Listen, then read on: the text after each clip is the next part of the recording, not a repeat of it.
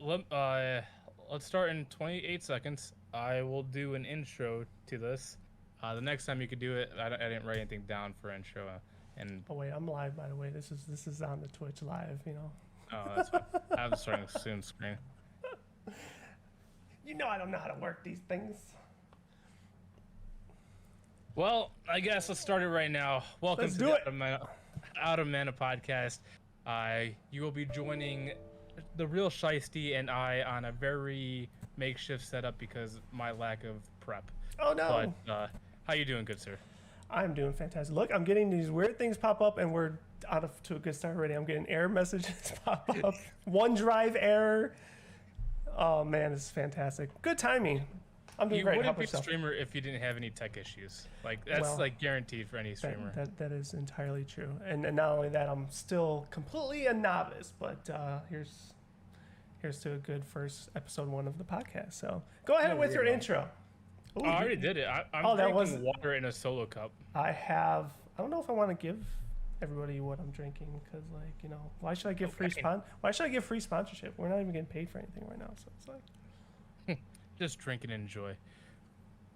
By the way, I'm exactly. not sure if you can see on my camera, but does it look like there's like a weird shadow wolf right there? Oh, never mind. The camera made it look weird. But from this Shadow angle, it Wolf? looks like a wolf with like red eyes right back there.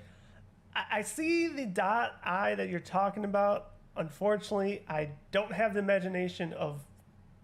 No wolf. Sorry, can't see the wolf. Well, when I went closer and it stopped focusing on me, you could see it's the wall. But like for like a weird distance, I could see ears and a nose and red eyes. Nah, sorry. But good imagination though. So speaking of wolves, well, I see that there's one on your I see what you did there's there. one on your wall right there. Did Yes. you watch the trailer for the new Game of Thrones? What's it called? House of Dragons? Oh, I thought you were segueing for Switcher. Yes, of Oh, course I did. Yeah, they both have wolves. Yeah. Yes, of course I did. What it came out like 2 days ago, 3 days ago. Obviously extremely excited. I only watched it like 2.5 times. Like I'm trying not to, watch it excessively. As excited as I am, but we're less than a month away to the day. So Oh yeah, it comes out August 22nd, no, 21st, I believe. 21st. Yes. So now I have to figure out my HBO subscription and all that good stuff because I'm going to get it. So yeah, extremely excited. How about you? Well, one, I'm extremely excited for the casting because there's two people in there that I'm a huge fan of. One is in what's it called, Bones and Shadows, and he also played the villain in Daredevil. But two is the girl. She played in Bates Motel and Ready Player One, and they both look great in the show. But not only that, everything that I see in the trailer reminds me of how Game of Thrones should have been because, well, if you've seen the trailer, we actually see the Golden Company that should have been in Game of Thrones, where the Targaryens are going to Essos and they're having their conflict. And so I am excited to see, Targaryens with the Valyrian and versus Essos and their whole army. As exciting as it is to see that aspect of the world,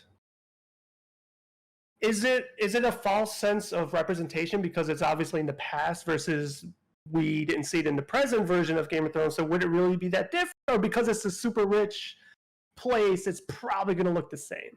I feel like, see, I get what you're saying because, like, we were like, oh, that could have led up to this, but since it is back in time, I wanted to give it a little bit of leeway because during the Targaryen time, things in Westeros and all that stuff was more prosperous.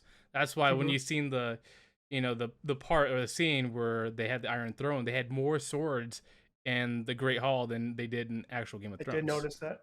So, well, actually, now we're going back to the trailer, and now you're probably gonna have to watch it too, and I'm gonna have to rewatch it. But like, I don't know why. I could have sworn though there was a couple different, that same room, of course. There was a couple different shots. That one, to your point, it had the one with like the flood of all the swords leading up to the Iron Throne, and I thought I saw some that didn't have all the swords there. So, well, I think that's so that second room that you've seen, I seen that too.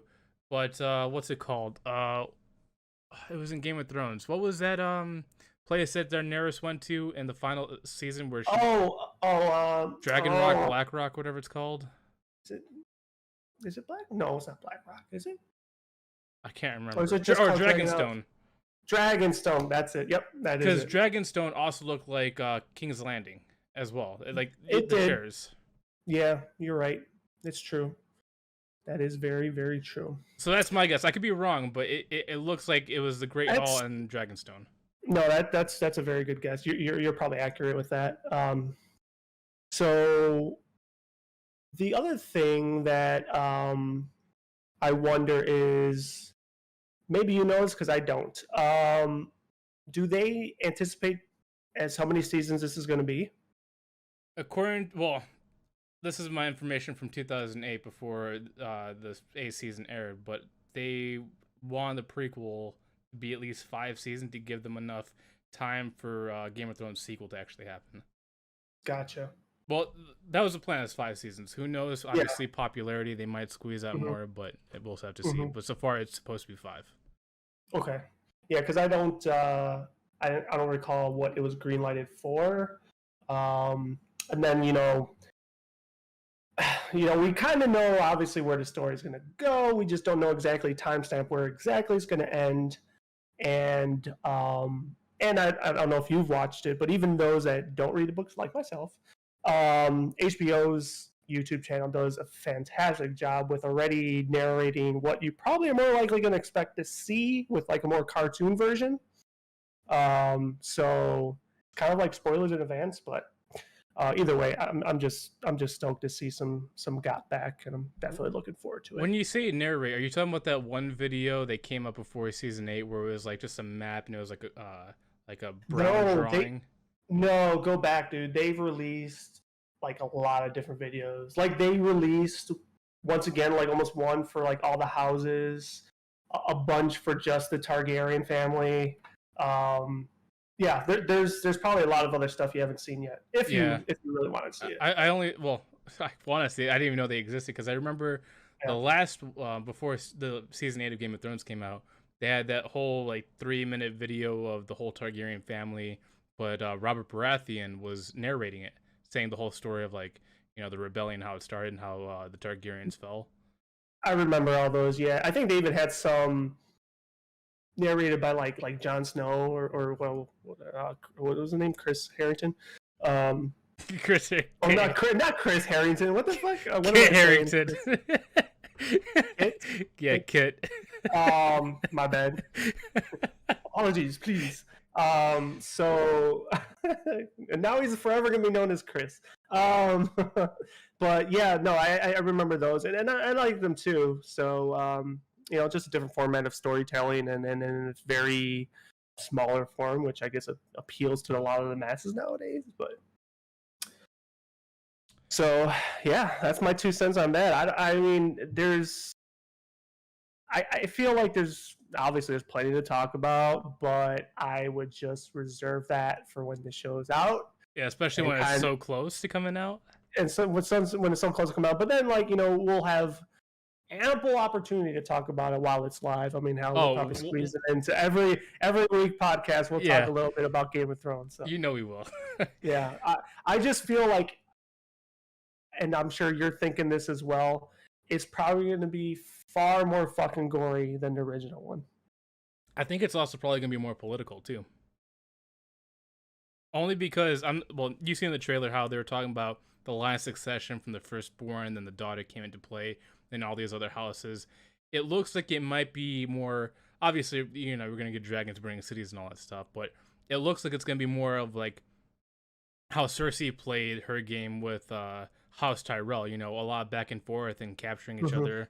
I feel like it's going to play more of that route. And I'm kind of looking forward to it too.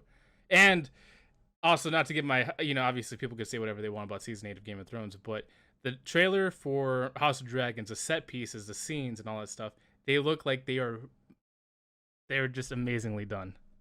Yeah, it looks fantastic already, and obviously more dragons the better, right? So yeah. So let's segue that with the other wolf I thought you were going to talk A about, gray wolf. and Witcher season 3, right? Yes. What? Okay, first off, you're going to have to educate me and update me. Like, once again, I don't know what's going on with this. So I guess it was greenlit, and do we have any type of dates yet? I mean, so before Witcher season 2 came out, we already knew we were gonna get season 3. Like so that was okay. they built a whole lot of stuff. Like they have an animated movie of what's the guy's name? The guy that trained God, what's the Witcher's name? I forgot. Geralt. Geralt. Yeah. There's a movie about the guy that trained Geralt, but then they also showed season 3 and potentially season 4 is already made. But the reason why I brought this up is because they just started shooting season 3 of The Witcher a month ago. So Okay, if they're shooting it now, that means by the December of next year we'll get it. Don't you think we might get it even sooner? Well, depending on the set pieces and all that stuff, it could take 6 to 8 months to film, and then another 6 to 8 months to edit and all that stuff. For post, Yeah. I thought the last one had a bigger setback because of COVID. Well, That's why I don't think it would take as long. They've also been doing it. They filmed in 2019. They used the rest of it as reshooting in 2020 and then editing from 2020 to 2021. That's why we got season 2. Got you. And I don't know if these were just basically that rumors, but because I would talk to a few coworkers about like The Witcher that I don't really talk too much, but Witcher was a topic that would come up.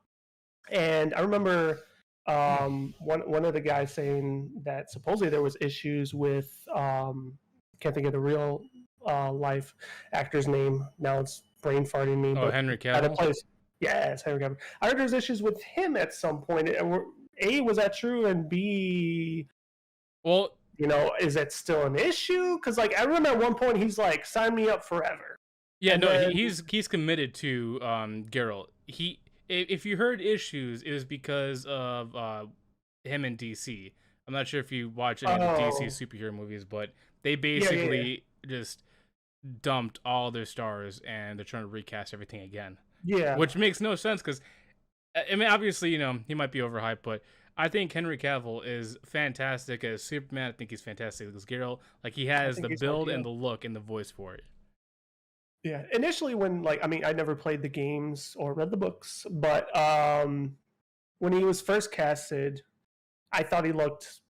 I didn't think it matched up, but then when I watched, no, I'm serious. Like I thought it was like a really bad wig and I don't know. It just, to me, initially didn't add up. But after I watched it, yes, he's fucking ideal. It's awesome. It's one of the perfect castings you could have. You need to look at a picture of the game version versus the real life version. I have. But it's not that comparison. My comparison was more the presentation of how he looked initially. Like, it just, I don't know. Maybe it's because I was so used to seeing him as Superman. I don't know, but. Yeah, it took me a minute. But it's good now. So I will say he impressed me with his voice. Like, there's a reason why he doesn't talk much in the show because he has to try really hard to get that deep voice. No, seriously, like if you hear his actual voice, it's not like Geralt's voice. He has to try really hard to get it that deep. No, you're not wrong, but that's what an actor does, right? Yeah, no, it's a lot of vocal trains, but I'm just saying, like, it's funny that it's so hard. That's why he has so little, lines in the show and more just actions. Yeah, no, I get what you're saying. But let's go back to then season 3, because I don't think we ever got a chance to talk about this. Like, even just not, preparing for a fucking podcast, but I know once upon a time you're like, hey, we need to talk about that season 2 ending. And I don't think we ever did. We did, but I think you forgot. But we can go back to it. No, we can go back to it because one, it's got me hyped because in the games they kind of dropped into the second game and third game they picked it back up again. Mm-hmm. But it seems like they're going off more of the books and they're showing more of the Wild Hunt. And the Wild Hunt to me is the most interesting part of The Witcher only because I smell fire. No, Oh, that's not good. like I smell smoke. Not during episode 1. I don't know if that's outside or whatever. I'm going to continue. If I see smoke, I'm going to have to dip. But so the Wild Hunt, in my opinion, the reason why it's so interesting. Guys, my house might be burning, but we're going to continue this podcast because I got to continue this podcast. Well, so I sometimes I can't tell if something's burning or if it's, you know. Or you're having a stroke. I'm just playing. Or if it's the place right next to me that makes, you know, sweets and all that stuff, and sometimes they have flower explosions. That smells really bad. I know about the Nabisco factory. Or now it's, what is it, Mondelez? Yeah, yeah. We'll leave it as that. We're getting off topic. Different name, same smell. Let's go back. Let's go back to The Witcher. So going back to the Wild Hunt, why it's so interesting is that, you know, you've watched Lord of the Rings, right? Yes. So you I know, need to watch them again. Oh, well, we're not here to talk about that, but you know that show's on the horizon too. Soon. I think the trailer is supposed to be dropping soon as well. From the concept I see, it looks great. But going back, so the reason why the Wild Hunt is so cool is because they remind me of the 7 human kings that got turned into wraiths, or whatever they were called in Lord of the Rings. And the fact that they're just so menacing and terrifying is what makes them so cool. It's like they will hunt you until their objective is complete. Okay. I obviously don't know any about that. I just know the show and that's it. So like my level of anticipation or excitement is, I mean, not that it's not existent because I actually do enjoy the show for what it's worth, and being a fantasy, person of appreciation, like, I'm always looking forward to the next chapter and what it brings and presents. Back to the ending, because you kind of over that hump. This may be spoilers for anybody watching, and if it's a spoiler, you get 5, 4, 3, 2, 1, and your time is gone. You could have muted me, but so with what is it? I was going to call her Cersei, but that's Game of Thrones. Think of Apple Siri. Siri, yeah, there you go. With the father returning, like, I don't want to say it was totally predictable, but like it was definitely shocking, and I don't know what to think. Like because I like, once again, I don't know nothing about the games, don't know nothing about the book, so it's like, okay, what's going on here? Like, what do I expect? And then I started doing a little research, and it's like, okay, so it's not part of this, it's part of that, not part of this, and well, that happens all too often, right, with TV shows, live action stuff. But so I don't know. Like, I'm obviously looking forward to it, but not for the same reasons you are. Like, I guess the Wild Hunt thing is not as appealing to me as it is to you. Well, but I'm just looking for that forward story development. Well, also another reason why I like the Wild Hunt is because it's tied to Ciri, and she has a very I forgot what they call it. It's like elder blood or whatever. And so her blood is... Isn't it just elf? Isn't it just elven? Is it elven blood? I thought it was like elder blood. Like it's some kind of like very old, like ancient whatever race. I the whole time I was hearing elven. I could be wrong. I honestly can't remember. It's been a while since I watched it. Because I mean, they have elves in the show, and wasn't that part of the war, right? They tried to like kill them all off. Yeah, she might be like an elder elf or whatever. I think she's like half elf, half whatever. But because she's a descendant of the pure line, her blood is special. Her blood is capable of making more witches, and that's what makes her most valuable. And also the powers that are tied to her that you'll see in future seasons, and that's where her dad might come into play at some point, is introducing her to further powers. So, don't know if you spoiled something there, but you're suggesting he's a good guy then. Well, he might bring in someone that might help her. Oh, okay. So it's all a facade. They're setting it all up to make him like this evil dude, but basically he's just pretending to be an evil dude just to get her back, to then teach her even further to be a badass. Well, picture this. Like, picture the dad as like a male version of Yennefer, where he comes in, he might not be totally good, but he's not totally bad, but he might bring other characters into the fold that might mix with other characters in certain ways to build them up. Fair enough. At least from what I remember. I could be wrong, but I remember that there's a character that gets introduced later on and helps get the witches back on track to being plentiful again. Okay. Well, once again, just another thing to look forward to. So This talking about. Or go ahead. Sorry. This smells got me concerned. I don't know if it's inside or outside.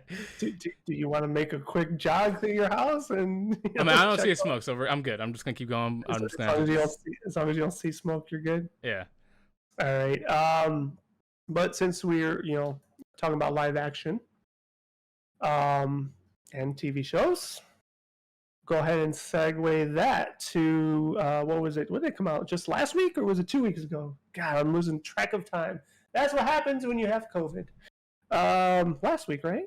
It's I don't know. Last week, 2 weeks. You lost track of time. Yeah, I'm watching. We'll say it was last week, just for the sake of moving forward here. But I totally forgot about it.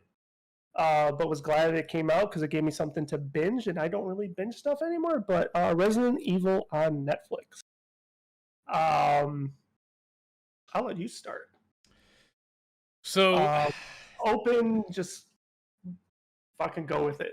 Thoughts? I'll give first impressions without spoiling, and then after we get through the first. Maybe we should tell the audience too. Once again, if you need to mute us for any reason, because we're about to talk Resident Evil Netflix. So if you plan on watching it, you might want to mute us just for a little while. Well, my first thing, there's no spoilers. It's going to be completely... Oh, man, that's going to be hard for me not to do. Well, we could spoil it in a second, but I'm going to say that... Okay, go ahead. I didn't like the show, but I like the concept of it. Like, okay. The characters that are introduced is a lot like Code Veronica. And that's the weird thing that these Resident Evil shows and movies have, done, is that Alice from the movies and the two characters in here are basically representation of the Ashford twins. And I like how they brought them to play because I felt like the Ashford twins weren't utilized as much. And I'm glad to see some kind of representation in there, even if they're different names. But yeah, there's a lot of things I didn't like, but if they changed the acting and changed some of the cheesiness, I think it had the potential to be a good show because they didn't copy the games. They made their own continuous storyline after the games. To piggyback that and to keep it non-spoiler, I guess. I enjoyed it. I didn't really have a problem with the acting. Now, I know you didn't mention this right now, but off the podcast, you had mentioned of the girls pretty much being annoying, and yes, at times. At times, yes, they were. They were like, bratty, whatever. But you have to remember, in context, these are fucking high school girls. So it's like, we're not girls, so we don't know how, they really... I mean, we know how they act, but you know what I'm saying? Like, not in that perspective. So, like, it didn't bother me as much. Well, to your point, I will say that, obviously, any teenager is a little dramatic, can be over dramatic, but they weren't like, normal teens. They were like Disney overacting drama. Disney, really? Like they were bad. In my opinion, they were extremely cringy. Like it wasn't realistic to what real teenagers are like. They made all the dumb decisions. Like real teenagers, they might do some, stupid things here and there, but they're not that dumb. I still disagree with that. But anyways, it didn't bother me as much. So there's that. And honestly, in some capacity, if it did, as it bothered you, I think that's a credit to them because that's probably what they needed to do. I feel like that's not what their characters are supposed to be, though. I think they're supposed to be more of a familiar connection and also a sense of sympathy with what they went through. So you tell me, as this season progressed, you never felt sympathy? No, I felt like they totally deserved everything they did because they created it. Like, I mean, you're not wrong, but I never really felt sympathetic for them. So I guess if that was part of the goal, then yes, they did fail. But at some point, and maybe it's because, and not trying to go off the rails here, but we all know Wesker. We know he's a bad guy. Although they're trying initially to kind of somewhat make him perceive like maybe he's not that bad without fully spoiling it. So in a nutshell, it's like, okay, it's hard to be sympathetic for children that we know is from a bad guy, right? That was my take on it. That was kind of the way I was perceiving it. Now, as it progressed, I still never felt really fully sympathetic, but as they started beefing with each other, I guess now we're getting into spoilers. Then you're kind of not forced to pick a side, but you're kind of like, okay, trying to understand one another. Like, why did this happen? Why did that happen? And that's part of the cliffhangers that they left in the show. It's like, damn, like I need eventually I don't even know if this show got greenlighted for season 2. I don't think it has yet. If I was looking correctly. I didn't see them greenlight it, but the way it ended seems like there's gonna be a sequel or a second season. The way they, yes, but I mean, it could go into conclusion there because technically, she got shot. So okay, let's go into a spoiler section. Spoilers are about to happen because there's no way we can continue the rest of this without talking about what happens in the show. But anyways, yeah, exactly. So going back to what you said, there's some things that they connected with the video games, which I liked. Let's go to cheesy parts because I agree with you. There were some cheesy parts like that the were dancing. Yes, thank you. That was like when it happened. I sat there and I'm like, oh my fucking god, I can't believe that just happened. Like. And then the song choice, like, I mean, I guess they did it right. If they wanted you to cringe or whatever, they were successful. But I didn't care for that either. Like, I'm not saying the entire show had to be serious, but there's like a time and place for it, right? Like, I think if that happened somehow, maybe in the younger version of the storylines, right? Maybe it'd be a little bit more acceptable. I don't fucking know. But like, it was just bad timing. Very bad timing. Talk about song choices for a moment there. Except for that one, I kind of liked the song choices they had. Maybe the timing and the placement of some of them weren't ideal, but I thought dare I call it the score, because it's not really a score. They're actual songs. I thought they were chosen pretty well. I think they had too many, though. Let me say that one. There should have been fewer spots for actual music. Once again, I like the Easter eggs that they did, like the chainsaw guy, the potato head guy. I don't know his real name in the games, but that shit like that. Yeah, from RE4. From RE4, exactly. I definitely appreciated that. Did you catch the other Easter egg? Oh, there's a bunch. You probably have to remind me, and I'll be like, oh yeah, that one. My favorite Easter egg is it's during the chainsaw episode where they break free and that big guy has a gun and he's doing some weird like stuff with the. Dude, that scene was awesome, by the way. You know what that's from, right? That's from Resident Evil 6 when Chris and I don't think I played 6. Chris and Leon did some like weird like gun control stuff, and basically him doing that is to that cutscene in Resident Evil 6.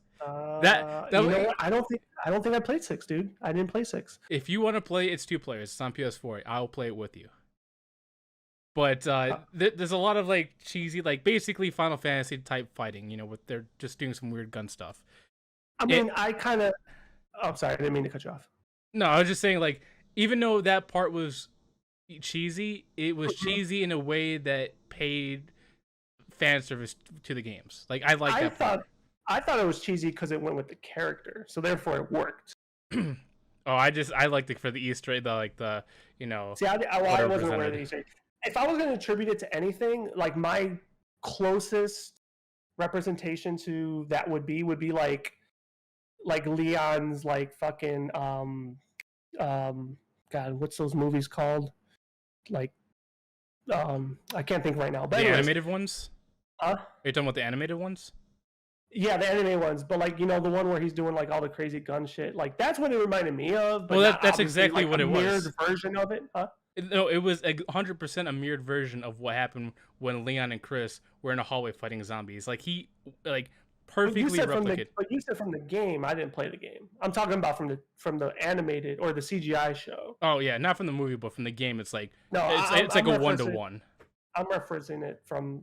Well, I mean, I know it's not a 1-to-1, but that's what it reminded me of. But either way, I actually enjoyed it. It put a smile on my face, though that long scene, because I wouldn't say I didn't fully expect for it to happen because I was like, okay, this guy's appearing to be a wimp the whole time. I'm like, he's gonna do something badass. Like even when they're trying to escape the cell, he was being a little bitch about it. And then it's like, no, something about to happen, and then he just busts out. I'm like, okay, that was cool.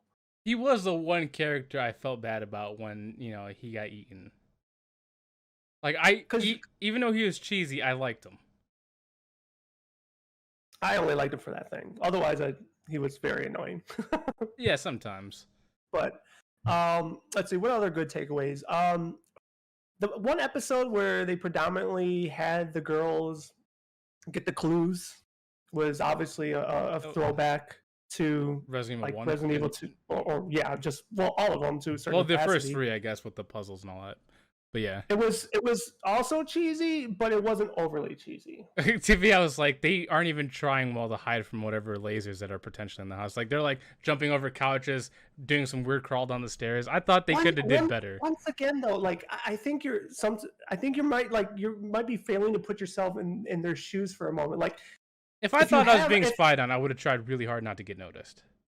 Okay, but you have to understand, like, put yourself in the shoes. Like, they have someone on a phone call telling them what to do, and if he's late on it and you have no expectation as to when to duck, when to do this, like, those reactions are going to be extremely, like, offbeat and untimed. And I don't know, I thought it was, once again, maybe I'm defending it too much. I thought it was done well.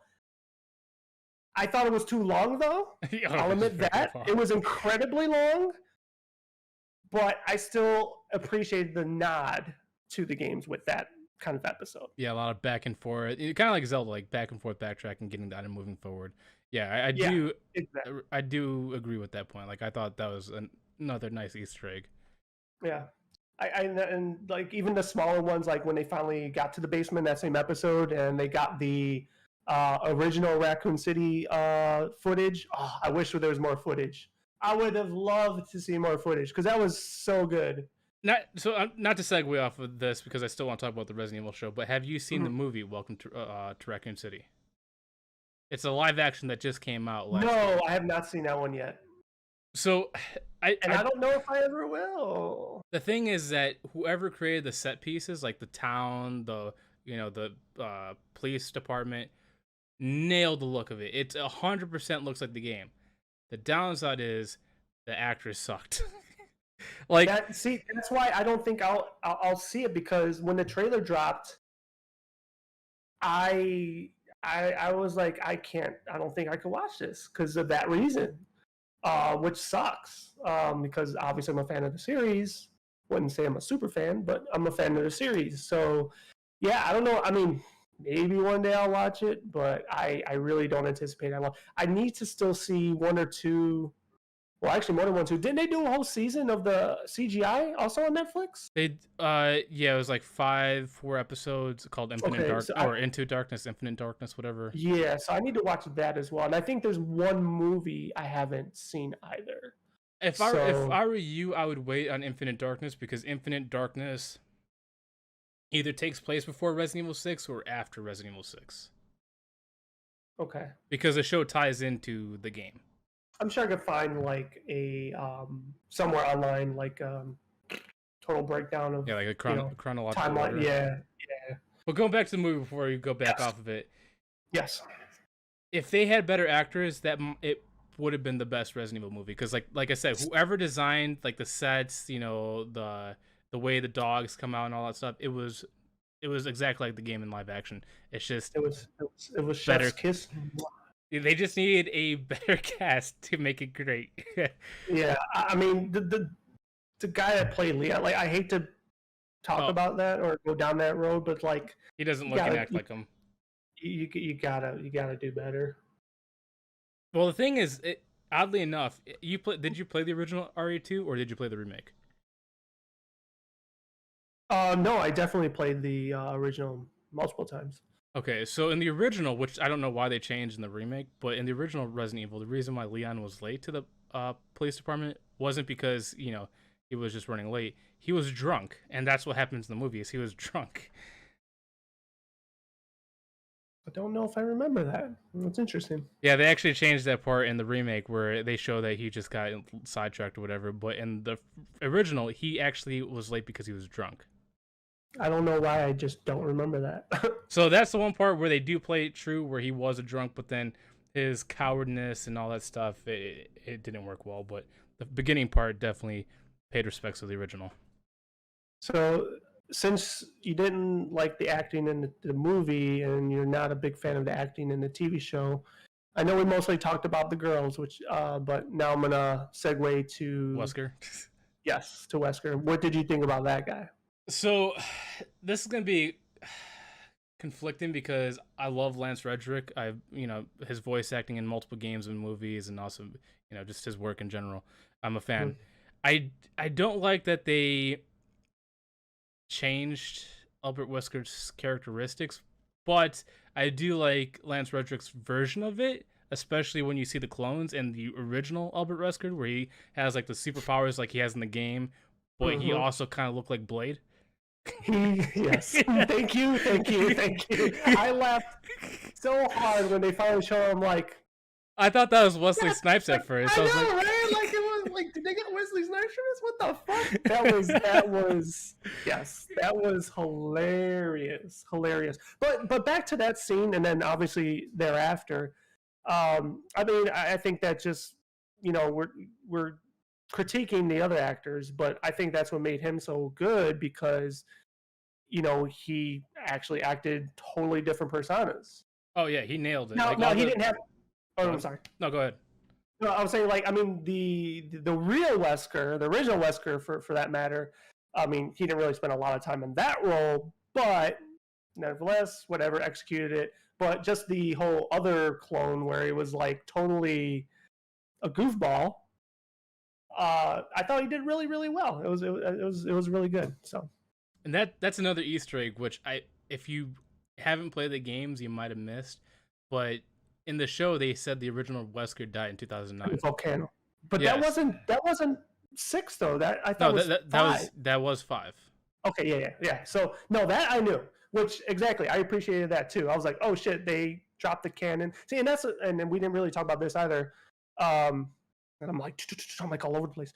A little bit discussing like the I don't know if this is a real word, like, well, we'll just say canon, but I don't know if there's a better word to use. They kind of they didn't force it to be canon, but like they definitely wanted a seat, right? They want to be like, hey, look, hey, maybe Capcom might say this is real.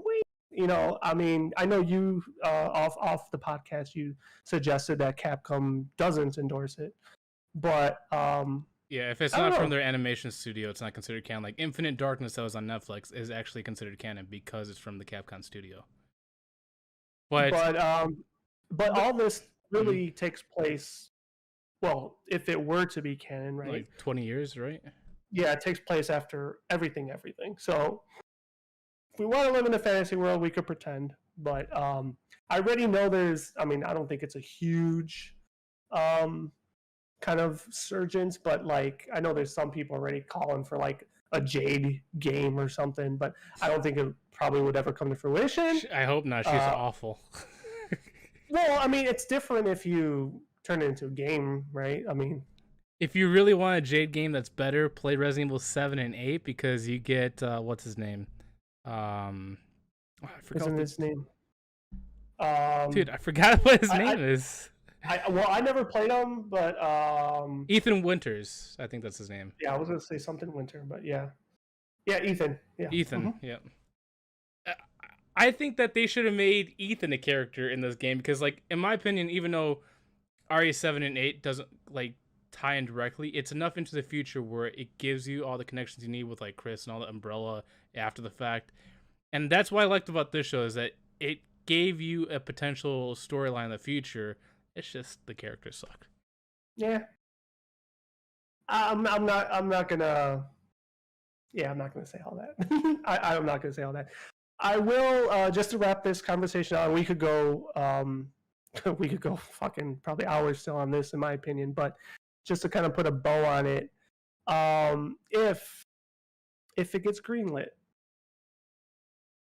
Do you have any bold predictions? Yes, only 'Cause I have because one, and I'm not going to say it's a hot take, but I got one, so I want to hear yours first. if they do greenlight it, like I said, the Wesker siblings, the sisters, are 100% basically a version of the Ashford twins. So Jade is also mutated, just like Billy is. So she'll come back. That bullet wound isn't gonna stop her. She's probably gonna get powers kind of like Albert Wesker, and Billy might. It'll be like basically two like T-virus monster tyrants going at each other, but in human form. And obviously, revenge of getting the daughter back and all that stuff.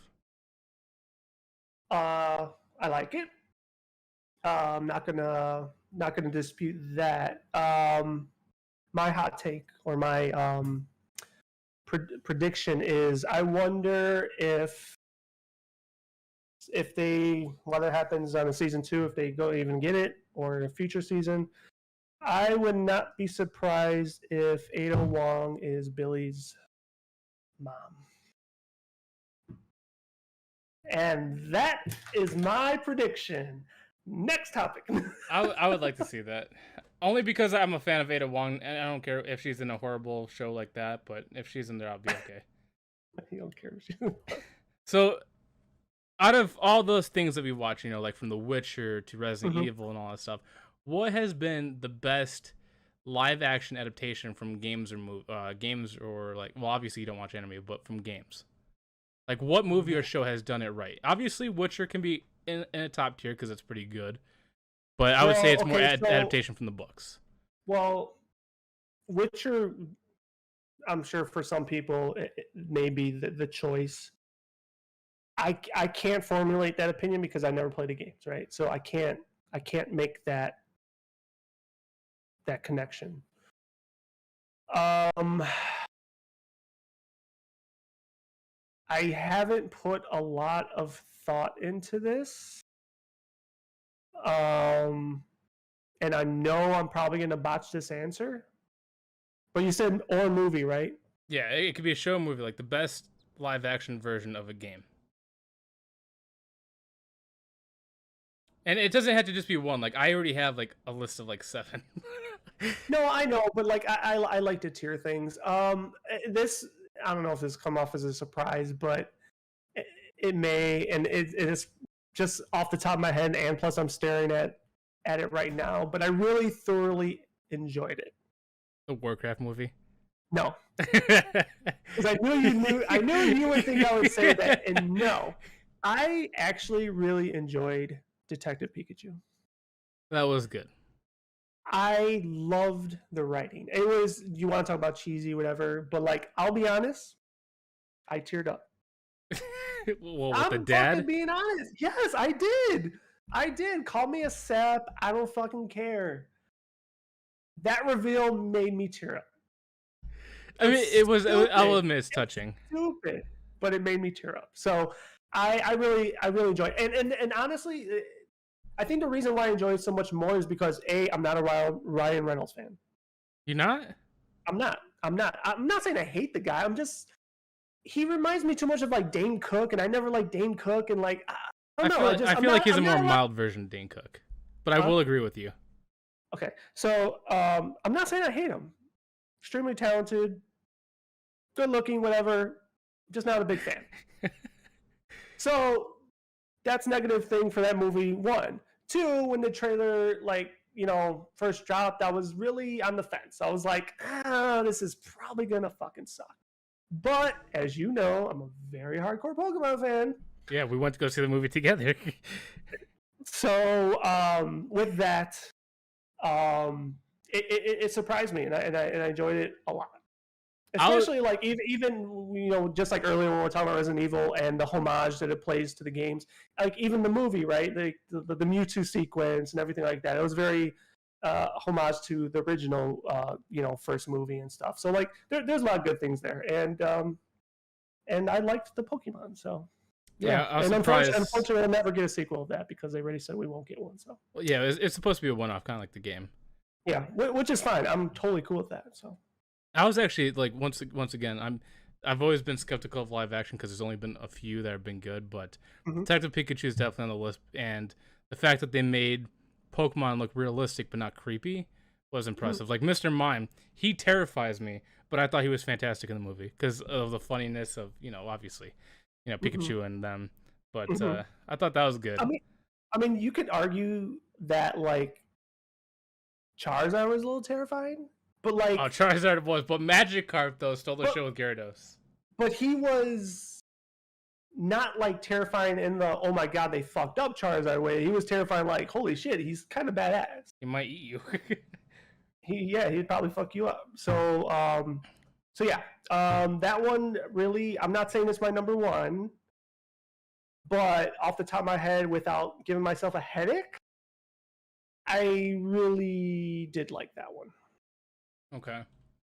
So I guess I can go into my list because I'm a Yeah, huge and movie. I'll probably just piggyback off yours because you'll probably rekindle my memory for some things. Yeah, because But I like know you're big into anime, so I'm big into anime games. I watch a lot of movies too and shows, but there's only like 7 or 8 that I can remember. One you might know is Scott Pilgrim versus the World.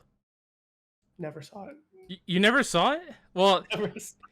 it, I'm not gonna say it's for everybody, but with the humor and the whimsicalness of the games, it transferred well into the movie. And I thought what's his name, Michael Cera Scott.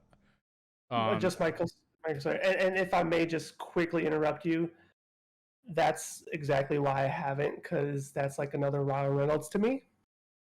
oh, you don't, dude. I love him from Superbad. That's why I watched it. And I like Superbad, but go ahead, continue. I don't want to take. No, that's fine. But yeah, Scott Pilgrim I thought was a really good take. I know this one might be somewhat controversial and debatable for some people, but I thought Ghost in the Shell with Scarlett Johansson was a really good version of the anime. I know people were like they hated it because of whitewashing, whatever. But one, Scarlett Johansson played it well because the general in the show is very emotionless. She's just straight to the task, get things done, and all the other characters, the side characters, were well represented. Also, the theme of the world was just spot on to what the anime was. So I would say that's a top tier. My number one though is Speed Racer. I haven't seen it, but I wouldn't mind watching it. So So I watched the original Speed Racer, like the cartoon. The I've seen the cartoon. cartoon. Hmm. Same thing with like Astro Boy, but the movie, man, like it does a good job with just being crazy fast, but has like a story that makes sense. And I thought that was great. What's another one? Oh, there was one more. Alita Battle Angel. That's another one. Was that an anime? It is an anime. I don't know.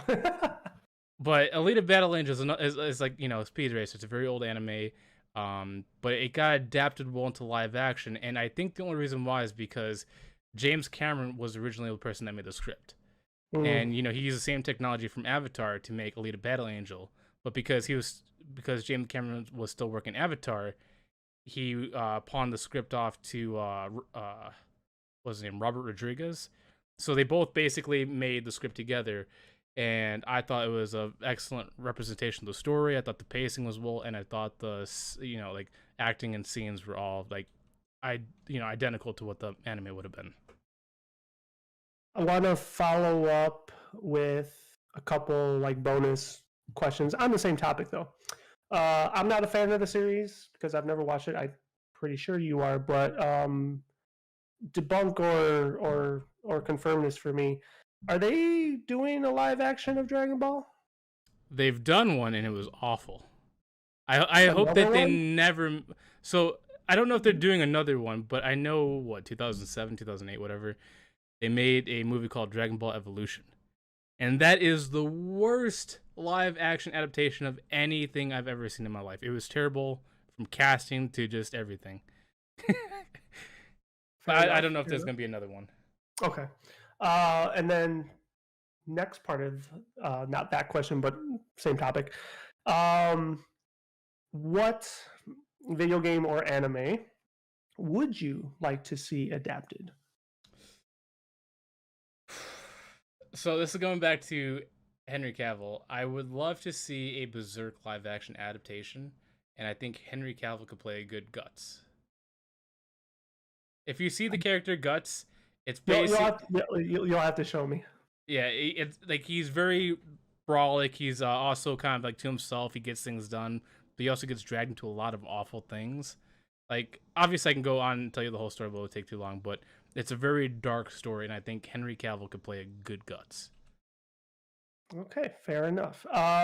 My answer to that is may come as no surprise, but and there's been rumors circulating in the past, but I would love Wet Dreams, but it would have to be done right. I have no actors involved, but please, God, one day give me a Legend of Zelda live action. Just give it to me. Find a way to do it.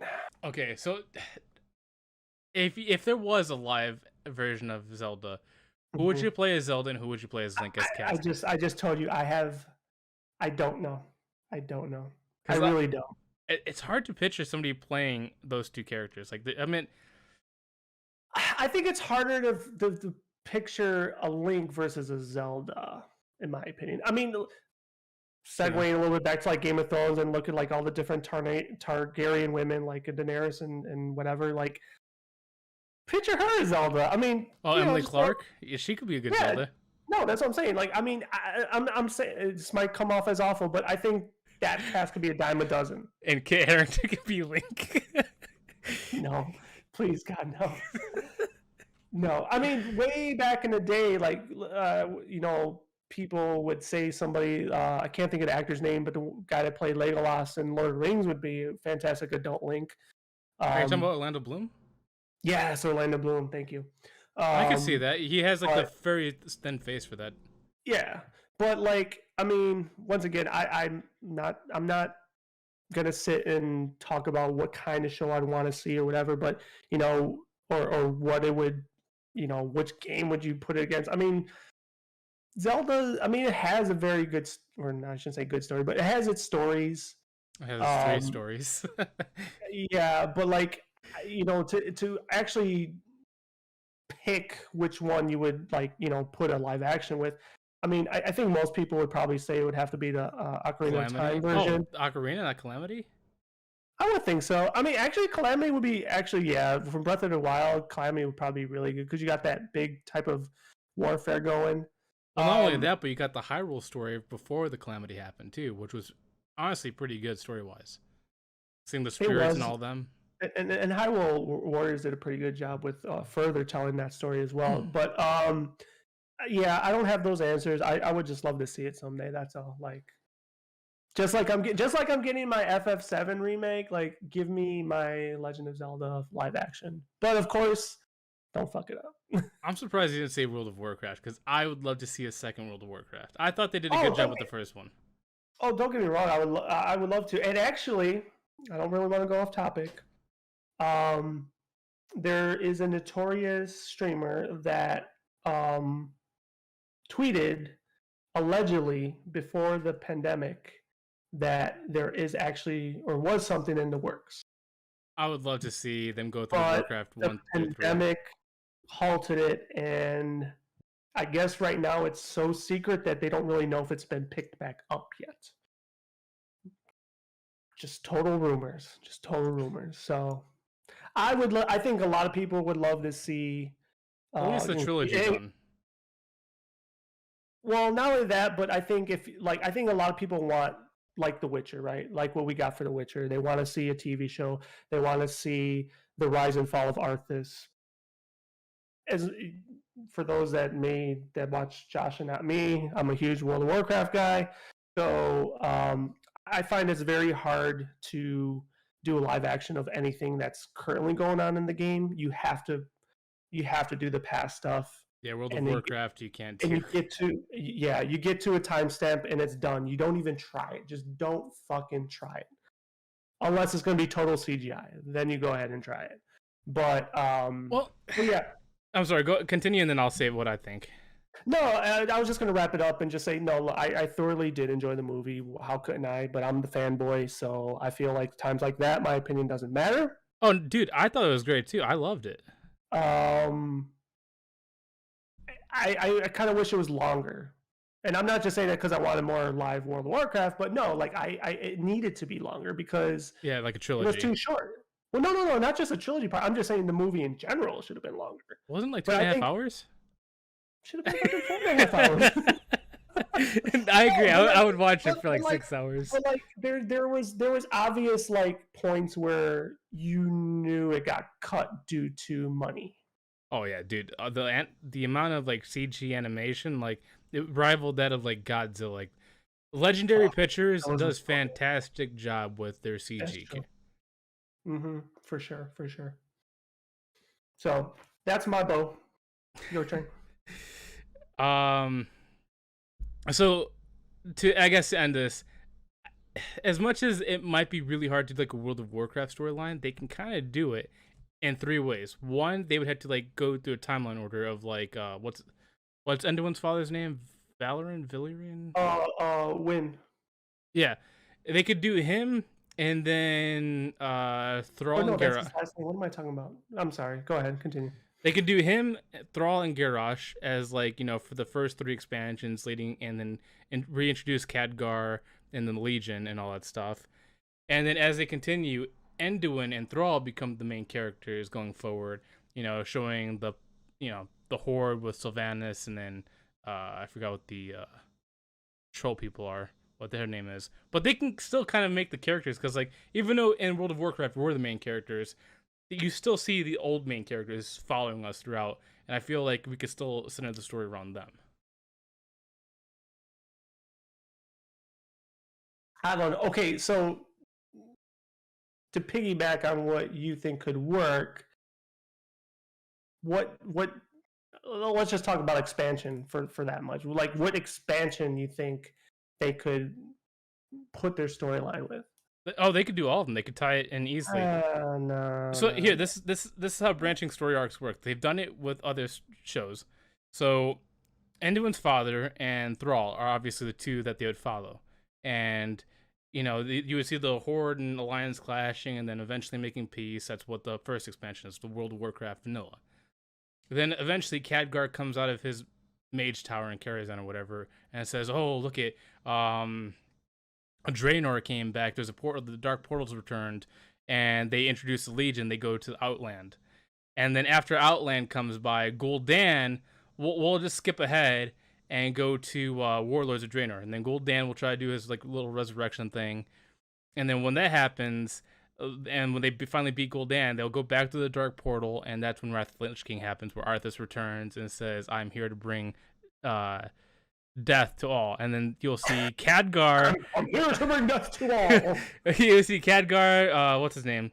Enduin's dad and Surafang come together to fight Arthas, and then after Arthas falls, then you'll see Sylvanas take over, and then Enduin's dad die.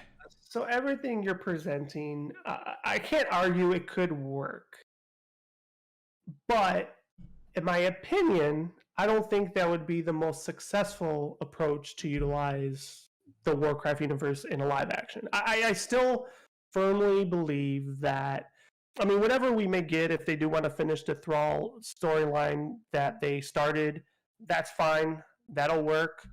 But if they were to do a TV show or a different trilogy, I think the rise and fall of Arthas Menethil would be the route to go. I mean, just picture this for a second. Like, the whole culling of Stratholme, that whole thing for people that don't know Warcraft, that was pretty dark. Could rival the likes of the Red Wedding. No, it'd be even bigger than that, like the Fall of King's Landing or The Longest Night. That kind of goes to my point. Like it's huge. Like he brought obliteration to a whole town that is like Stormwind level. That's not even. Yeah, I was gonna say that's not even a town. That's like a fucking city. Like city exactly. So like parts of his story arc like that in a live action format would be like fucking jaw dropping. Would be, if executed properly, fucking fantastic. I agree. I mean, I think and it's not the shit on a lot of the other story arcs for characters, but his is by far one of the best. I think that's why he's so notorious. Got the fucking sword on my wall. Is because like it's a fucking great story. Yes. And a lot of people tend to gravitate towards the villains.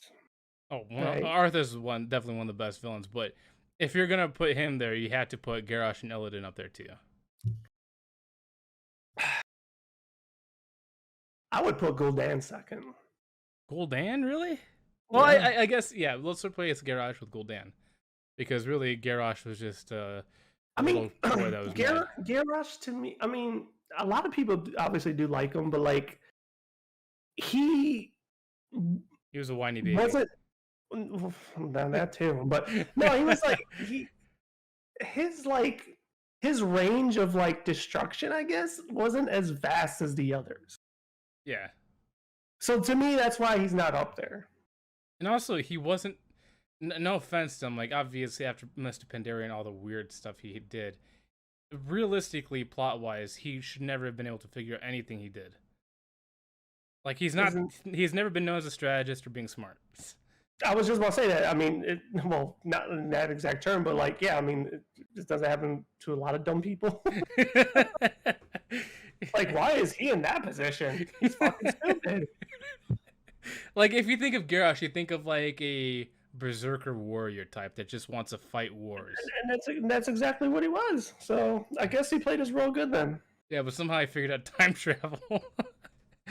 Well, I mean, I don't think it was all his brainchild either, because he also did have an old god whispering in his head. True. Wait, which old god was that? Y'Shaarj? Oh yeah, yeah, and then whatever the Shah of Anger was as well. Yeah, so that's where that was probably coming from. So, true. What do you want to move on to next? So I guess, well, I was actually gonna segue, but then World of Warcraft came over and I just had to talk about it. But going from Zelda, do you think they're gonna make a Switch Pro?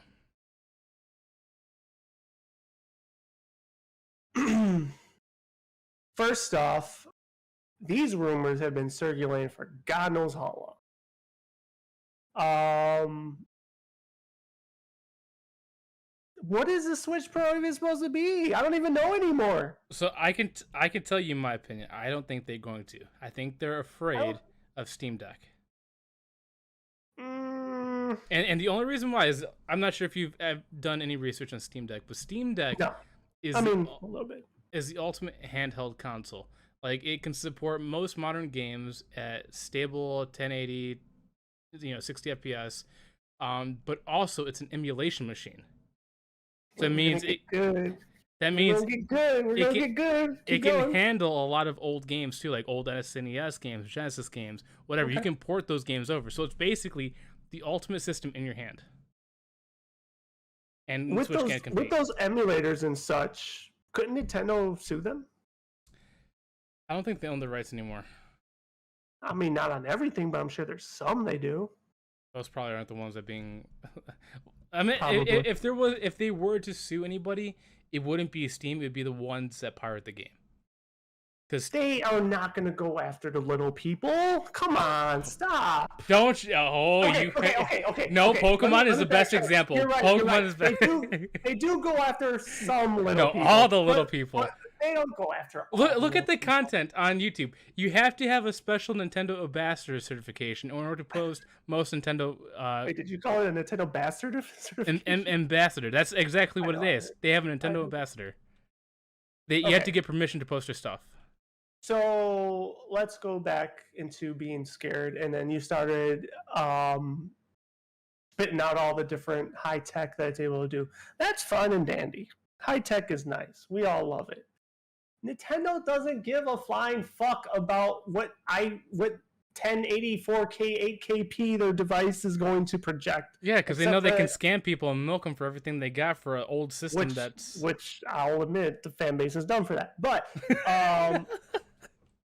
but what I'm trying to say is they don't give a fuck about that shit. They never gave a fuck about that shit. That's what makes them successful. Well, and they will continue to be successful. As much as I would have agreed, they didn't feel threatened because the only other competitor handheld wise was the PSP. And unfortunately, Sony is the one that butchered the PSP. But overall, Nintendo's been the only handheld from Game Boy, Oh, DS, and all the way up until the Switch. But I'm Steam not. Deck is the game changer.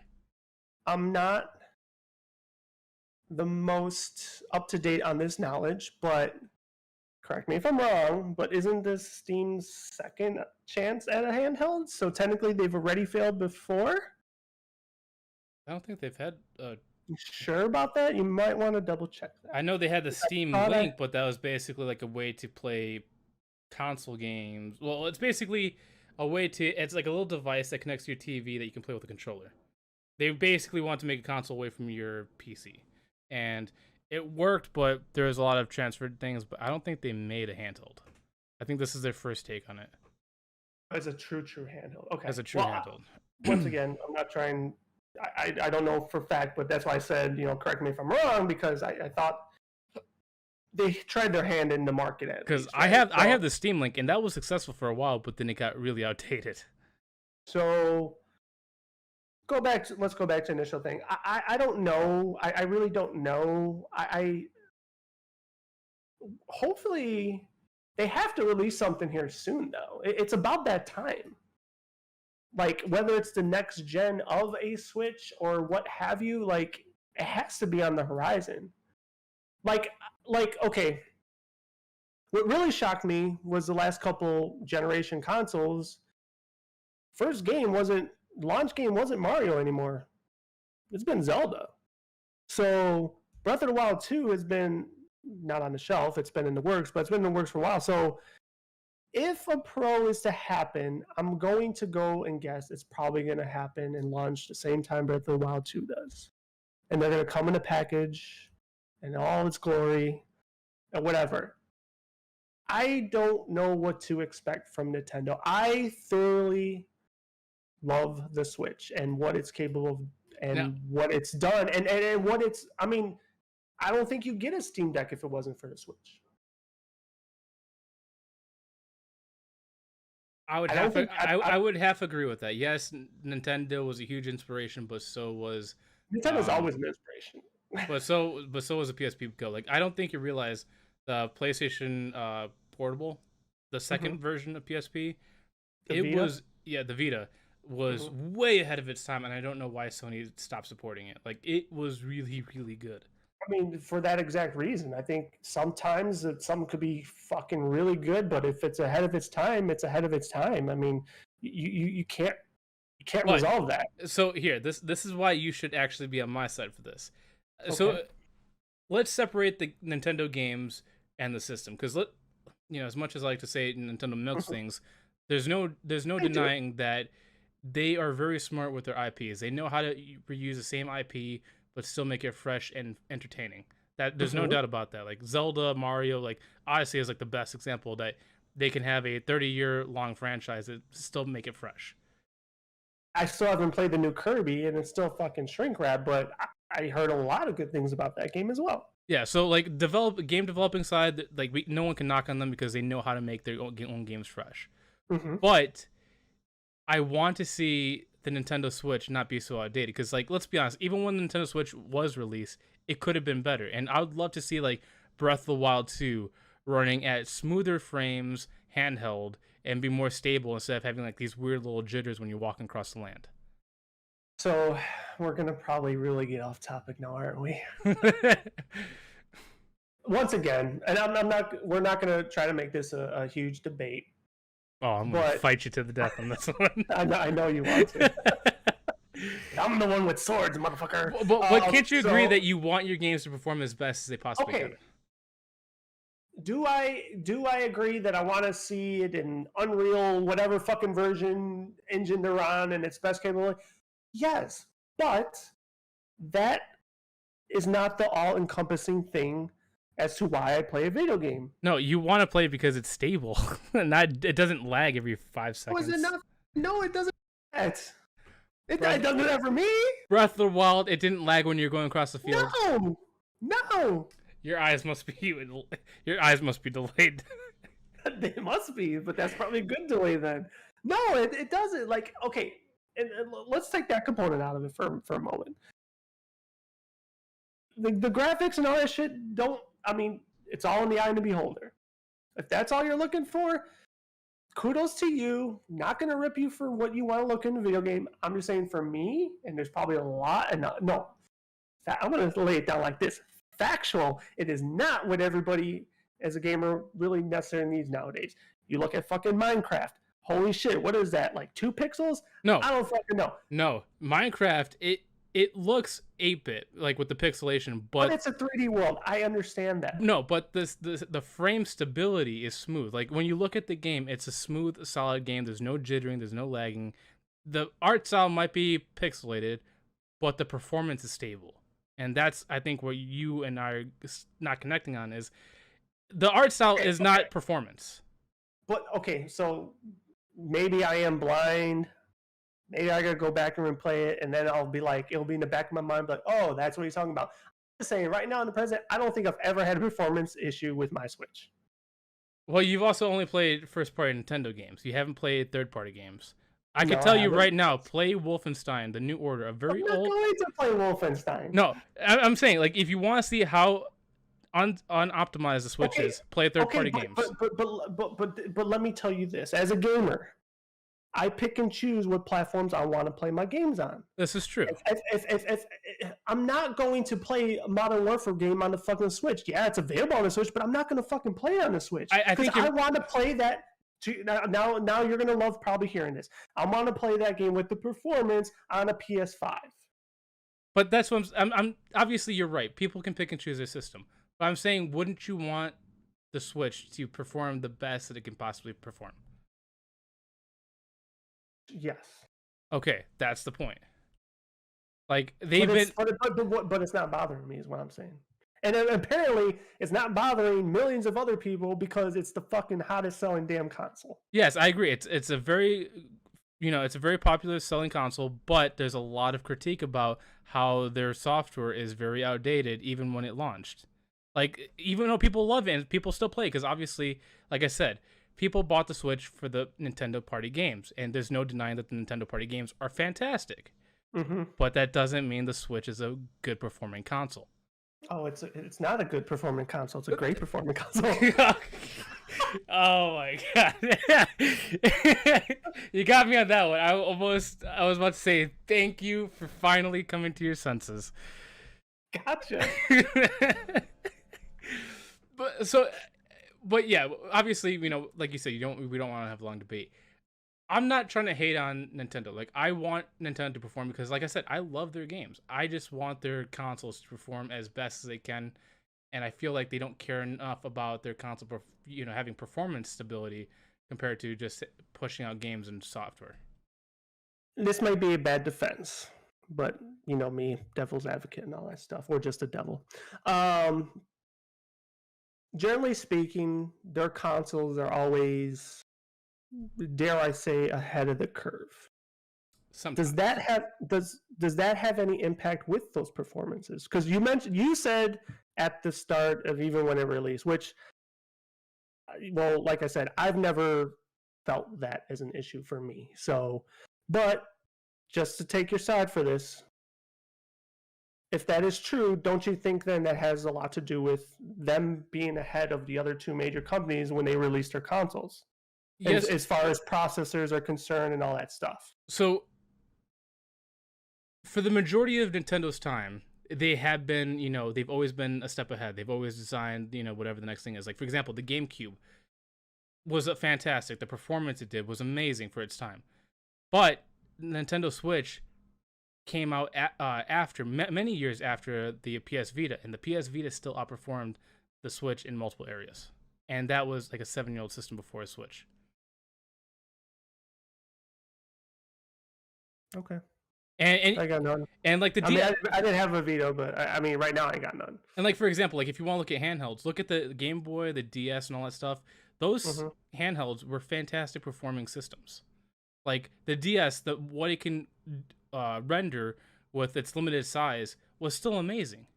But for some reason, with the Wii U and the Switch, they cut something somewhere to make it perform less. Like every other system was fantastic. It was always, like you said, ahead of the curve.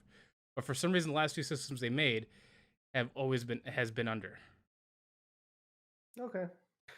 You know, tomato, tomato. I can see you're like, you might have a point on this, but you don't want to admit it. No. I mean, I could continue to argue with you. No, I'm just saying your pet peeve is performance. Mine is not. If I'm going to have a pet peeve with Nintendo and this current day of age, but we already talked about the. It's a horrible online. Yes. No. Exactly. Is the online portion like fucking figure that shit out and fix it? That's one. Two. Still not a deal breaker for me, but God, would I love fucking achievements or trophy system for Nintendo. Like, you have the Nintendo accounts.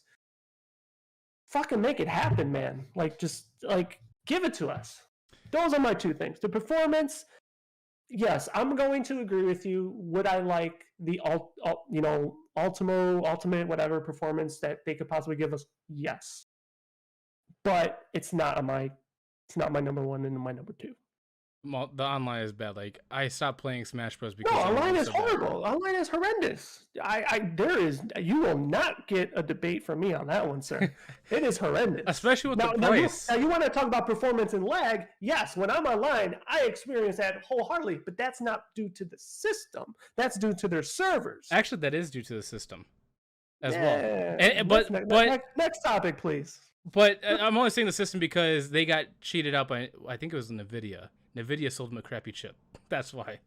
I could be wrong on that, but I know the Switch was actually sold with a crappy chip at some point. No, that's why I think I knew that to a certain degree. And that's why I brought up the whole being ahead of the curve situation, because at the time they're manufacturing their consoles, they're only able to equip whatever fucking contracted chip they're able to get at that point, right? Yeah. So it's like, if that's whether it's the hottest thing on the market or whether it's the most economically thing on the market, that's what they're going to use, right? So it's like, you look at look at the PS5 right now. I mean, I don't have one. I want to get one soon, but like, they can't keep up with manufacturing because of fucking chips, right? And motherboards. I don't know what the exact situation is with supply chain and regarding the manufacturing that system, but there's issues. So it's like, if Nintendo's like, you know what, we know we need to have, hypothetically, 4 million of these consoles and units created, we probably have to go economically and get this chip. Now, to your point, they're probably sacrificing performance, but they're making sure the consumer is going to have access to their product. I would agree with that if they didn't make the LED switch. But going back, because like I said, we could argue about this all the time. Uh-huh. We've had this conversation before, because I too would love to see a trophy system implemented in the Switch games. How would you do it? Would you do the Mario Star system? Would you do a rupee system? How would you implement it? I mean, Mario's obviously the mascot, so I like the idea of a star system. Sure. What were they called in Galaxy? Loomies? Is that what they're called? That's I never played that. Actually, of all the Mario games, those are the ones I skipped. Was Galaxy. You even have the 3D collection. I'm surprised you haven't played Galaxy. I haven't. I popped in for regular Mario 64 for a little bit, and I 100% original 64, 100% Sunshine. Never touched Galaxy, and I didn't even get a chance 100% Odyssey, and I loved Odyssey. Okay. Odyssey is a very tough one, but I'm proud to say that I've completed. I would 100% it if, and this goes also with Breath of the Wild, if they had a trophy system. I will say that the jump rope in Odyssey was horrible. Oh, yeah. Isn't there another one where they have the volleyball one? You bounce it back. The volleyball wasn't bad if you had a Pro Controller. The Pro Controller made it much easier. Yeah, so basically you said you cheated. So. But no, the jump rope, there's no cheat. I mean, there was a cheat at some point, but they patched it. But yeah. So if we're doing the Mario system, how would you do it? Gold Star being like 100%, and then how would you? Well, yeah, I don't think you could do the star because you're right. Because then they have like bronze, silver, gold, platinum. Well, if I'm getting the name right, Galaxy 1 and 2 had different colored stars. They had like a blue, a red, a green, and then a gold. Yeah, but I don't think you'd want to model it all after like just that one franchise.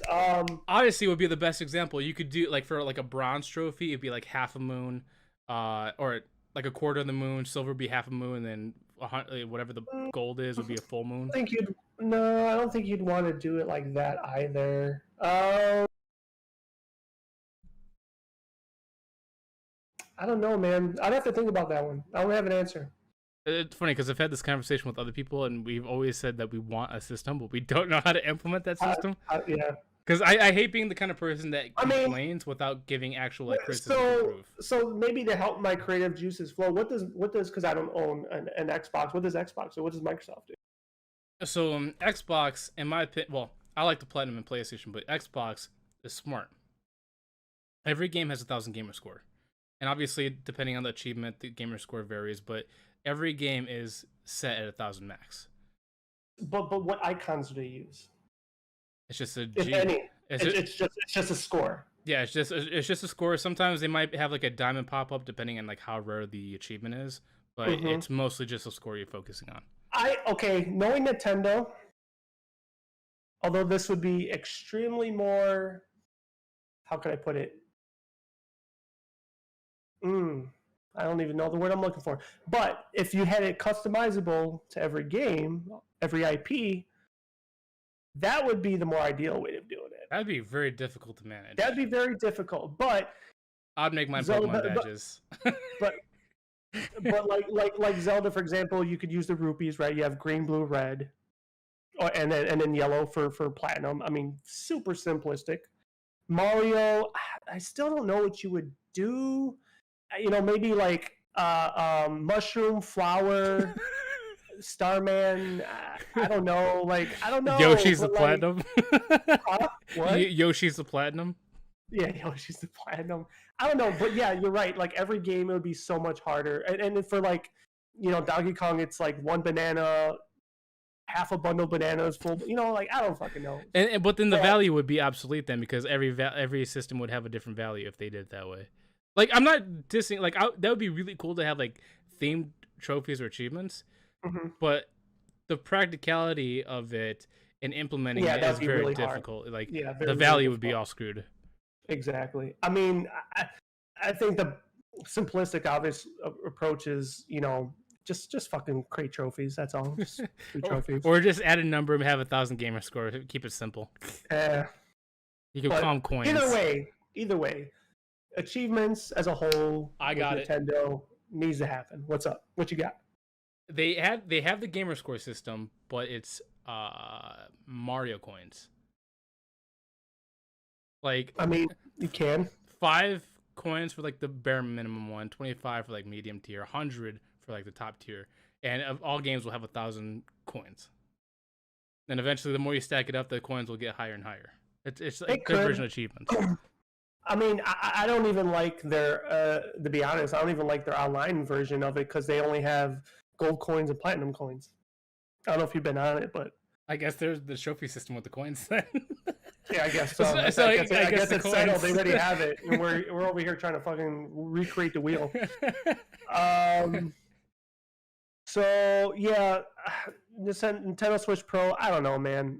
If it's going to happen, it's going to come with Breath of the Wild 2, in my opinion. They'll have some sort of bundle going, or Metroid Prime 4. Dude, I don't even know if we're getting a Metroid Prime. Like when Dread got released, everybody thought that was going to be Prime, and it turned out to be Dread. Now, I liked Dread, but it's a fucking 2-hour game. Maybe even 90-minute game. I don't know. I think they're cooking Prime 4 for I think the reason why... I mean, I think Prime 4 could happen, but here's why I don't think it's going to happen, because Nintendo tried, although I would argue they didn't try hard enough. I think they really tried to get Prime 4 set up for their VR version, and it's not working, and that's why we're not going to see it. That's my opinion. I mean, it's possible. I still think that, the last time we got a Metroid Prime game was the Wii U, right? It's been a long time. But the last one was the Wii U, right? Man, you're jogging my memory here. I don't know. Maybe. Because I didn't play 3 because I don't think I played 3 either. I think I started and like I got like nowhere and I just Yeah, the only reason why I say I didn't play 3 is because I believe I it was know, only I on the know, Wii U. That's why I didn't play it because I didn't have the Wii U. I know. If my buddy Rob was watching, I'm sure he would know off the top of his head. But yeah, I don't know. But I feel like they're. But it's been a while. It's been a long time. That we haven't gotten a long time, and fucking Star Fox. Star Fox has been MIA. Yeah, that's a lot. And that's another game that really could have been like a VR game, like where you're piloting an R-wing and fuck. Oh my god, that would be amazing. So what was their thing called? What was Nintendo's old VR system? Retro Boy, Cyber Boy? Oh, Virtual Boy. Virtual Boy. They were really gonna do another Virtual Boy? I never heard anything about that. No, you said VR. So no. The Switch. They were gonna try to turn the Switch where you just pilot it in, and they were gonna release software. I think they have released software. So that'd be like a Virtual Boy. No, it'd be VR. Well, Virtual Boy was VR. No, well, not like today's VR. It's totally different. Dude, did you ever play a Virtual Boy? It was horrible. My eyes hurt. My eyes, it hurt. I loved the fucking Galactic Pinball in Virtual Boy. That game was the shit. Have you ever? It was awesome. Have you ever wore the Power Gloves with it? I've never worn Power Gloves. No. I had it. I tried it on because my uncle had it, and dude, they were the stupidest things ever. They looked cool, but they didn't work. Yeah, no, I've never owned a Power Glove, so that's one of the Nintendo's IPs that's, I guess you could say, it failed, right? I did have, though, for regular NES, I had the track and field pad. I don't remember that one. Oh yeah, I have that one. That was cool. I'll have to probably like search this up because I don't know what that is or remember what that is. Yeah, it was a maybe a 4 foot by 4 foot pad. You plugged it in, flopped on the floor, and it had A B and up down left right, and you would run like with a track and field game, go and oh yeah, that was a shit. That was like, I mean, it wasn't DDR, but yeah, it was cool. Okay. I do remember having that, and it's funny you said you didn't know about it. I wonder how many other people didn't know about that accessory. Yeah, well, that era of Nintendo was also before my time. I came into that era late because my uncle introduced me. Because I just wasn't born. Well, yeah, I wasn't born, but I also got introduced into the era because of my uncle, because he had most of it. So most of my knowledge came from him. But before we move on to well, I guess we're moving on from Nintendo. But yeah, let's move on from Nintendo. That I wrapped it up. I think if it's going to happen, it's going to be with the Zelda release. Going to Nintendo property that's now Niantic's property, Pokemon Go. It's not Niantic's property. Also, too, as we segue into Pokemon Go, I don't know if you saw this, but this is very amazing to me. I was talking to my buddy Lawrence about it. Is that the guy that plays Destiny? Lawrence, no, he doesn't play Destiny. That's my buddy Lamar. Yes, I remember him from your party. Yeah. Yeah. So, anyways, I don't know if you saw this. It came out probably 3 weeks ago. I forgot what. It's not like Forbes, but it's like one of those things that they, for the last year, they tally up how much money a particular intellectual property makes, and Pokemon moved up to 5 for all intellectual property in the world. I'm surprised they're not number 1. Who's number 1? Come on, man. What number 1 is? Candy Crush? No, dude. No, we're not talking about video games. I'm talking about all intellectual properties, not just video games. Oh, Disney? Yes, Disney's number 1. I don't remember 2, 3, 4, but Pokemon's 5. But here's what makes this so fucking miraculous. Let's compare it to Disney. Pokemon is just Pokemon. Yes, they have games, they have trading card game, movies, yes, but it's just Pokemon. Disney is fucking huge. Multiple franchises, multiple yes. attractions, theme parks, cruisers. I would have to dig it up and share it, and maybe we could talk about it at length another time, because I don't remember what 2, 3, 4 was, but I think Pokemon took over Hasbro's spot, which is actually also pretty impressive itself too, because they're just Hasbro. Is Hasbro still a thing? Because I haven't heard that name in such a long time. What do they make? Well, Legos? Action figures? No, they don't make Lego. But anyways, I just want to throw it out there since we are moving into Pokemon. I feel like that's super impressive. I think it's kind of lame. I thought they would be number 1 or 2. I'm just saying. I No. have higher expectations. I mean, I'm just messing I mean, around. come on, man. Disney, like no one's fucking with Disney on that one. No. But go ahead, introduce the next topic to everybody out there. So, well, I've been feeling this for a while. And I'm pretty sure you have been feeling this for a while too. But Steve and I have been both playing Pokemon Go since the very beginning, 2016 when it first launched. And I've taken multiple breaks, but there was a period from 2018 to 2020 where I played regularly almost all the time. And I played regularly because I didn't feel like, when I logged into the app, it didn't feel like a job playing. But since 2020 to 2022, I feel like there's so many updates and events and all these things you got to farm to keep up to date that I just feel overwhelmed and fatigued with everything that I have to collect, complete, and capture. Do you feel this way? 100%. There, first and foremost, I know we're more or less discussing fatigue, but my rebellion per se with the game, all kudos to Niantic. We all knew it was a money making machine, and that's fine. But the moment Mega Raids, Mega Evolution came out, and the way they had it set up as a raid tier, that's what really pissed me off. And that's when I really said, nah. I mean, they weren't really getting my money to begin with anyway. Like, I would throw in, whatever it was, the 10, 20 bucks every now and then when they had like a really good box. But I wasn't pumping a lot of money into that game regardless. I was pretty much playing for free. But yeah, put a guy in the gym, get 50 coins, and wait until you build up. Exactly. But when they got that greedy, I was like, "No, fuck this!" Like, I'm not that I'm done. I still have my account, still active. I don't log in every day. I play like once a month now. No, I do play more than that. Like, I play obviously every community day, which is once a month. Which, by the way, I am looking forward to the next one because I fucking love Shiny Zigzagoon. Oh yeah, Galarian Zigzagoon. But yes.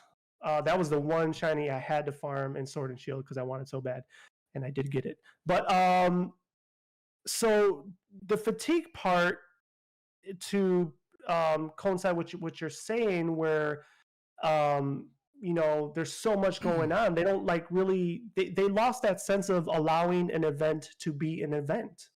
They would start having events overlapping each other, and I guess for the ones that still enjoy it, it's probably cool and fine and dandy. But the other part, I felt like Niantic, I know they're making a shit ton of money still, and they will continue to make a shit ton of money, but I know they had a drop rate because that's when they started creating the FOMO aspect. And what I'm talking about is like that medal system. I mean, they've always had the medal system, but the one that's time sensitive, where you have 4 days to catch said amount of Pokemon, or trade the Pokemon, or evolve the Pokemon, or raid the Pokemon, which I really hate because now you're trying to force people to spend money, or unless you're doing it for free, of course. But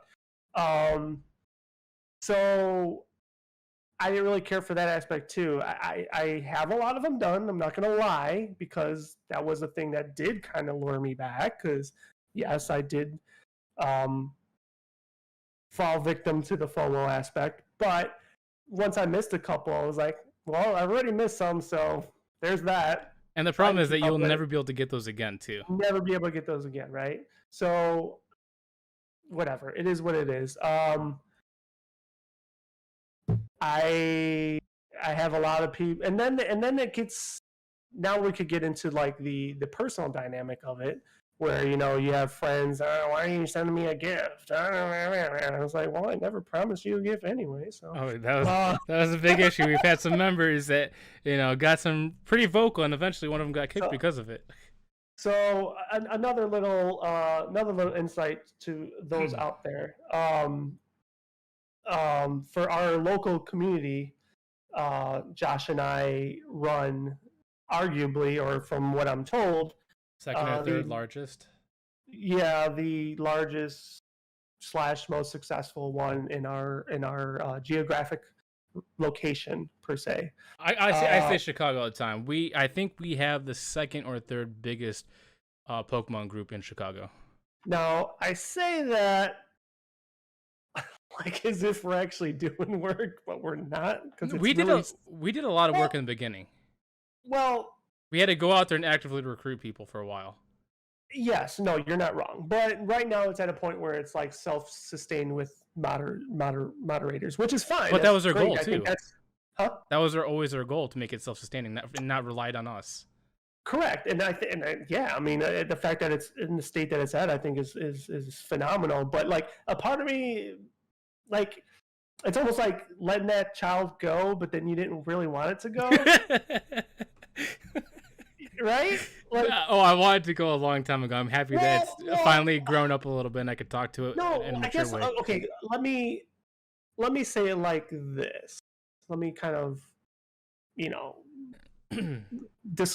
talk about that a little further. I guess what I mean by that is like, okay, also too, like COVID did a number on that game as well. Personally for me and just in general, and could probably talk ad nauseum about that too. But what I mean by that is like, before COVID, and dare I say, while it was hot and we were more less fatigued playing it, right? Yeah. I enjoyed going out and interacting with people. That went away, and the last couple community days I actually did go out and try. There's no one. There's no one. Dude, so, I think I seen like, obviously not saying real names, but Pegasus is the only one I see, and then Pokebiker. So I'm gonna mention not even fake names, but it sucks. Like that was what I kind of enjoyed, and that went away. Well, to give like a mental image of what it looked like right now it's a ghost town, but there used to be hundreds of people that went out in a very specific area on Community Day, and they would do like special things. They put like things around the ground. Like, hold on, let's see if I can get it. They'd make like very cool, like little unique custom items, like Spinda rock or badges and all that stuff. Like there was I didn't even know you got a rock. Like I don't even have a rock. Well, I won it because there was a PvP tournament in the old Discord, and I won, and I got that rock from whatever that girl's name is. I thought the rocks were hidden, and you had to like an Easter egg hunt, but just rocks. There was smaller rocks, and there's also pins that were hidden too, but I didn't care for those because I let the kids have that. But I got this because I won. You kicked some ass. Yeah, and it says Spinda. So you like that one better because you beat up little kids for it versus the other ones you didn't have to beat up. I beat what's his name, Uzo. He's a PvP god, and I beat him. Okay, that's impressive. I don't want to, I may have lost you with the Ninetales, but I beat some really skilled players. Okay. I'm proud of this rock. Solar Beam from a fire Pokemon. That was the dumbest win. One hitter quitter. I was full health. You were 1 HP in a dream, and somehow Solar Beam wipes me out with some kind of stupidness. You know what they say, don't fuck with a Pokemon Master. But no, going to your point, like, I'm not against, remote raiding. I'm not against, remote playing with Pokemon. But I do feel like there could still be a sense of community if they brought back EX raids. So I agree with you, and I agree with that assessment that for the time, because of COVID, that needed to happen. Well, I wouldn't say with COVID, like even after COVID, like there's more people now that have been able to play, they're disabled, they can't walk or whatever. They've been able to enjoy the game more because they have more accessibility. But I know people do want that sense of community, and that's why I feel like EX raids will be that nice medium spot, because people can meet up in person and designated gyms, but then people will still get that accessibility to catch any Pokemon wherever they want. Once again, like you're right, the accessibility is welcomed, and you could argue about needed, but it's definitely welcomed. But what I want to say is the reason why I don't want to say scared about it, but like I knew the cause and effect of it. I knew exactly how this was going to happen. People were going to get fucking lazy. They're going to want to do everything from home now, and that is exactly what happened. And it sucks. Like, that's not why the game was created. Now, I agree. now Niantic, Uh-oh, I they smell the they burning. did they again. It's Nabisco. Oh, okay. So Niantic, it wasn't really their fault. It was an organic thing. They appeased, they did what they had to do, but this was the human outcome. Like, and I don't know how you resolve it. Like, they're trying. I don't think they What? really want to either, because it's a combat against spoofing that makes them money. Spoofing's not even an issue anymore. I mean, Well, that's what I'm saying. No. I don't say that as it's not an issue that it doesn't exist. It truly does exist. I'm just saying it's not an issue that they don't give a fuck about anymore. And also, I don't think a lot of players care about that anymore. It used to be a stigmatism. Back when we played, it was a stigmatism. We didn't like it. I still don't like it. But it's now an accepted form of play. No, what I'm saying is the reason why they didn't like is because people that spoofed were able to get things quicker without paying. But because this whole remote thing, people decided, why do I have to update spoofing every whatever week, whatever, I forgot what the spoofing was. But they made, because of the accessibility, people now pay for raid passes in the store, and Niantic's making money while combating spoofing from taking money from them. It's a money issue. That's the only reason why they were against spoofing, not because people could play anywhere. It's because people were able to go to gyms and collect Pokemon and do raids compared to, playing legitly and spending money. That's why the accessibility came in and gave them more money. Because you got to admit, once the pandemic happened, their gains, profit-wise, skyrocketed. Just went through the fucking roof. That's because they and that was expected. And that was even without the pandemic. The moment you introduce a remote rate pass, you knew that was going to happen. Yes, but they combated spoofing monetary wise. That's why they want to do this accessibility so they can make more money off of it. I can't agree with that. I can't. And the only reason why I say this is because they okay. If that was their incentive, then they would have released it before the pandemic. Well, I don't think they figured it out until after. No, be quiet. No, you know that was figured out a long time ago. Stop it. See, listen, this is my reason. Because when Pokemon first came out, we got like 100 coins per gym, right, for every day. Then they nerfed it to 50 because of spoofing. And then they raised the price of certain items.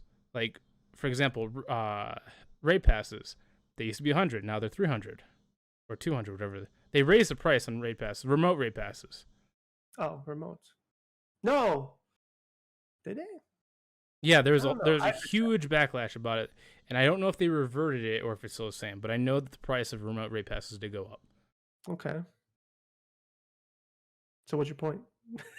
So I'm saying that because now they're in a spot where spoofing is an issue, they can control whatever price they have now. No, it's not spoofing his issue. The issue, I think their issue is they're trying to take something back that people got comfortable doing. Well, yeah. That's their issue. But also, and it's damn near irreversible. I still think that they can bring it back, but they can't force it back. They like I said, EX raids will get people back out there. It will get a large population back out there, but it will not get everybody. Okay, the people that want community will get their community back. Like, obviously, if a community wants to get the community back, the community will get their community back. I agree with you, but those are probably like really small town communities. I know, but I'm saying the people that actually do want to be sociable will go out to those EX spots, and they know that's a set location, so they get their happy social event. While the people that want to play I would like to see them try, but I don't know if that's gonna happen. Oh, they definitely won't bring all socials. Because remember, even I think it was right at the turn of the pandemic when they actually still had EX raids going. Remember, they added that aspect of inviting a guest. Yeah, and then they just completely scrapped the X-rays because of the because of pandemic. COVID. Yeah, But they could bring it back. That was a great system that they had. I love that system. They may not, because like I'm gonna throw out. I'm not calling him an influencer, but he is to a certain degree. But I don't know his real name, but the guy that does Cerebi.net, like he refuses to go out and play in the real world because of his compromised immune system and all that stuff. So he's a large advocate of having things kind of the way they stayed during the pandemic, which is fine because, like himself and other people with those same situations, it makes sense for them to stay. But there's just that large amount of people that I don't want to, it's not that they're abusing the system, it's just they become complacent in the system. Well, that's what I'm saying. The people that actually want to be social, these EX raids will let them be social. And it will give the people that don't want to be social a way. But what I'm saying is it's not going to happen because you can't cater to both. Well, yeah, you can. That's what I'm saying. These EX raids, well, people that actually want to go out and talk to people will go to these EX raid spots and meet other people that are just like them that won't be sociable. While the other people that don't want to go out, they will be happy because they don't have to participate. But then they won't get the EX raids. That's the risk that we'll have to take. But it's a compromise. but that's my point. That's why I don't see it happening. No, but I'm with you. I would like to see it come back. But I'm saying that it's about you have to find a way to force people. Although forcing isn't a good word. You have to have options. If you don't want to be sociable, don't go to the X raids. If you want to be sociable, or if you want the X raids, you gotta be sociable. Like give them two options. Don't take away accessibility, but also don't take away sociability. Like the EX raids is for social, remote is for people that want to play solo or whatever. So it gives you two options to play whatever way you want. Like there's no perfect system, but they give you two options for whatever player wants to play. Mm-hmm. Like that's, I mean, like if you can think of another way to not force one side or the other to play a certain way, this is for both players to do whatever they want. It's just like, I guess it depends on. I mean, it's always gonna be about money, so that's why I don't see the days of how sociable it was will return, because gas prices. Well, shit, that actually does have an effect on it now that you mention it. That's not that much. But like, to your point, to appease to the masses, or to all accessibility, it could continue the way it is. But if it continues the way it is, then what I'm saying is it'll never return to that. I'm not going to call it glory days of sociability, but like, it just won't. Actually, hold on. I'm going to correct that. Only because like you and I both follow Pokemon Go on socials, right? I do, but I don't know if I read everything that they put out there. But the people that really, really want to be social, like, look at those events. Like, look at the Safari, look at the Go Fest. There's still loads of people going out there, hundreds of people, thousands of people. So that community part isn't dead because of those events. But those are events. That's different than the local community day events that we used to go out and flourish and have a good time. Well, yeah, unfortunately, like you said, that's my conversation. Like, you're right. Those events are always going to be flocked with people. Like, I was close to going out to Seattle this weekend. I want to go too. But when I saw the fucking, talk about gas prices, when I saw the airfare shit, and I'm like, yeah, I don't think it's worth it anymore. Yeah, it's like $500-$600 if you want to do like a week before. Yeah, I think it might have been a little bit more, if I'm being honest, when I looked. But I think it was like $800. But yeah, so like those events are always going to blossom, and like even last year when I went to the Go Fest, remember with the fucking egg and all that shit? Like, actually, was that a Go Fest? I don't think that was a Go Fest. Wait. I think that was just a normal event. Like yeah, now you got me thinking if it was Go Fest or not. But whatever that was, I mean, there's a ton of people. Yeah. I hope they do more of those, because that was a cool egg with the Rayquaza popping out. And all it was very anticlimactic though. Like, it was cool. The setup was cool, and the vibe, the atmosphere, obviously, like, that was all cool. But like, it was in my opinion, it was very anticlimactic. At least they did something. That's true. But Yeah, I'm talking about the community ones. Like, I just don't see those returning. Now, obviously, there's a lot of people that don't care, and that's fine. I'm just saying, for me, that was something that I enjoy doing. Sounds like So, you need to go to more events. or that, or Yeah. that. I mean, like I see your side, and I guess like I said, no side will truly be happy because I guess a balanced system, both sides will find gripes and both sides will find positives. But in today's Pokemon Go thing, the only reason why I'm fatigued is just because there's way too much to do. But the sense of community is still there if you seek it out, and the sense of accessibility is also there because of this remote stuff. So my fatigue is just too many events. Too many events. No, I'm with you. I'm with you. At least the in-game stuff, not the real life stuff. Looks like we got 6 minutes to 2 hours. The one thing that Pokemon Go definitely needs is Discord. So the final topic of today, with the slick segue. I'll be honest, I didn't read the entire article, but I know you know it pretty. I've known about this for years. So Microsoft and Discord just what I guess you call it a contract. Well, so Discord has been in solar for a long time, but Microsoft wanted to buy them. Discord said no. So because the whole Microsoft wanted to buy Discord was like, all right, we'll strike up a partnership, and they went with PlayStation. So this was like a year ago. They announced a partnership with PlayStation to bring Discord to their system, and then Microsoft was like, we don't want to be left behind. Let's do the same thing. Let's strike a bargain, and Discord will be integrated into the Xbox UI, which is a great thing for gamers because now all consoles, PC, PlayStation, Xbox, will all now have a dedicated voice chat or text chat to communicate with all devices. And I think that's a fantastic thing, a win for gamers, just like crossplay. 100%. Oh yeah, 100%. It's that. I mean, it's connecting all the universes together, right? I mean, Switch needs to get on this. I mean,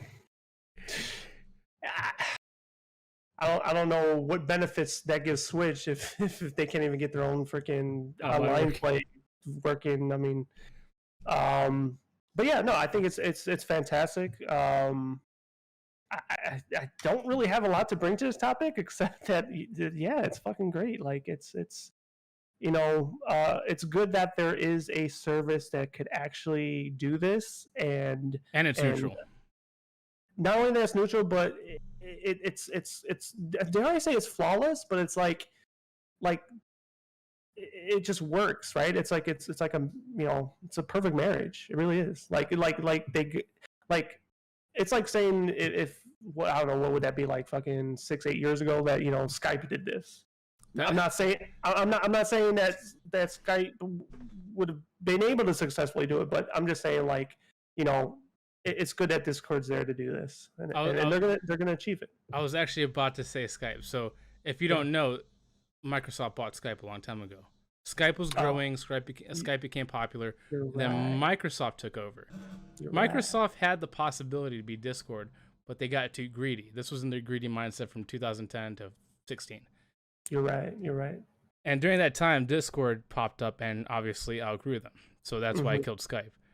But that's why when Microsoft said they wanted to buy Discord, everybody's like, yo, hold up. You killed Skype. We don't want this to happen to Discord. But once to kind of rewind for a second, I mean, I don't know if you heard me say it as you were talking, but I said it was smart for them not selling because some CEOs or whatever stake shareholders would be like, they see that check, and they offered a really big check and take it and run. So I applaud them for not selling and allowing them to just go with a partnership. I think that's great. To your point, great for the gamers. Gamers win with this in this situation. So I think another reason why they didn't sell is because both PlayStation and Xbox tried to buy them for a large amount of money, and Discord was like, you know what, they're smarter. They're like, why sell when we can make more if we own it? I mean, it's they're investing in themselves, and if they, um, by them having a partnership with both major companies, you pretty much now monopolized. Yeah, they monopolize the social network for gamers. They won. They Yeah. won. They Well- absolutely won. So like it's just brilliant. And kudos to them. I mean that's really all I could say. Like it's great. I don't know how. I don't want to sit here and overanalyze on how this could go bad, but like I don't know how it does. I don't see any negative because you know everything is connected, but I am curious why it took them nearly 2 years to do it. Because like Logistics. I'm well, sure. obviously there is like paper, legal stuff behind it, but like Yeah. PlayStation announced a partnership, like neutral partnership with them for like a year and a half. I guarantee you, Microsoft really probably just wanted to figure out how they could sustain without it. But because you do have the crossover games nowadays, It's like mandatory. dare I say this, because this is going to sound very good in Microsoft's favor. I think them allowing this is just their way of giving back in some weird fucking way. Well, I meant to the gamer. Microsoft needs to give back because as much as I'm a Microsoft fan, they own way too much. Like no, I think this is. I mean, sorry to cut you off again. I don't follow them like you do, so I don't know. Like I know you mentioned the whole greedy thing with Skype, but I think, dare I say, this is the first. But it's a good step for them to show. Look, we don't have to be greedy. I think at this point, because they dominate so much of the market, they don't care anymore. Well, actually, it may in some capacity they might be learning from a mistake. Oh, they definitely learned from overreaching from Skype, and then so they tried to monopolize and failed, and seeing another company rise up to pretty much make their acquisition non-existent. Now it's almost like they're forced to succumb and be like, you know what, we tried, we lost. Kind of similar to the Blu-ray HD DVD thing, right? Once Sony got Disney behind them, they're like, fuck. Well, not only that, but like the data on Blu-ray was just so much more advanced than HD DVD. Well, we don't have to go into all those details. Moral of the story is like they realized a defeat. Yeah. And they just, hey, you know what? Can we get in on that Blu-ray action? Sure, pay us this. As much as I want to say it's for the gamers, I think Xbox also had a sinister mindset behind this, because I know you don't follow them, but Xbox has been doing a lot of pushback on Sony because Sony didn't want crossplay for a lot of their games. And Xbox was trying to make it mandatory. And they weren't doing it out of the kindness of their heart. They just wanted to look better in the public eye. Well... And the only reason I say this is because... We'll see what happens right here in the near future, because with the recent acquisition of Activision and such, let's see what they do with things like Modern Warfare. I mean...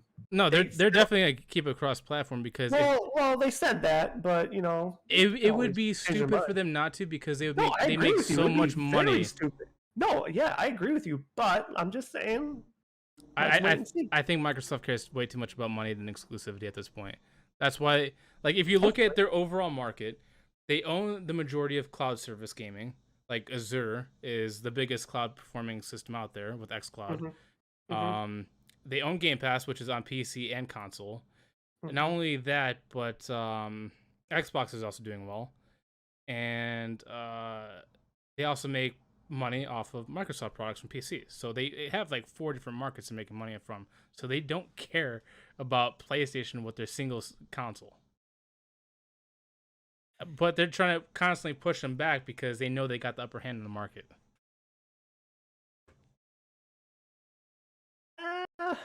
And also, I mean, they do obviously, but like, this is an ample opportunity though for them to because the IP is so strong and so notorious, it could be a window for them to try it. Because like I'm not saying they failed with Halo, but they definitely botched Halo. Yeah, they did. And if we're talking, if they wanted to play hardball, this would be the time for them to try. I agree with you. It would be the dumbest, in my opinion, it'd be the dumbest fucking move. But because they lack in that department, if they really cared about a war, which they really shouldn't, because they're making, to your point, a ton of money.